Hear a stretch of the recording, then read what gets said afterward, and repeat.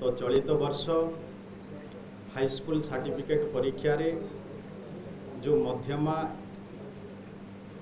SOSC परीक्षा रे आमर हाईस्कूल सर्टिफिकेट परीक्षा रे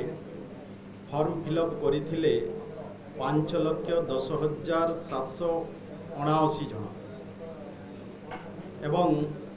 सेथिरे परीक्षा अपियर करथिले आमर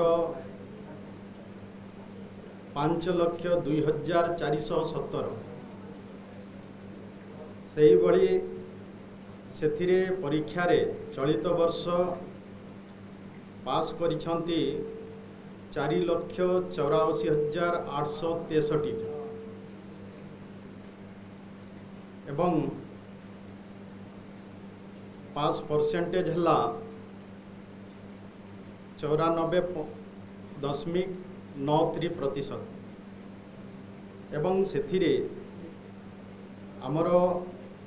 बॉयज पास करिछंती 2,40,251 जन जहाँकि 94% अटे एवं झियो पिला से माने पास करिछंती 2,44,612 तार प्रतिशत हैला 96%। सही भली आमे A1 रे जो कि 90% रु अधिका मार्क रखी 1,812 जन छात्र छात्री पास करिछंती। सही भली भाव रे A2 रे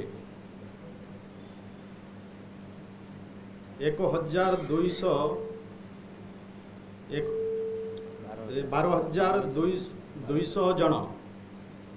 A2 रे पास करिछंती एवं B1 रे 38,831 जन पास करिछंती एवं B2 रे 84,971 जन पास करिछंती एवं C रे 1,33,822 जन पास करिछंती। ई भली भावरे आमर छात्र छात्री माने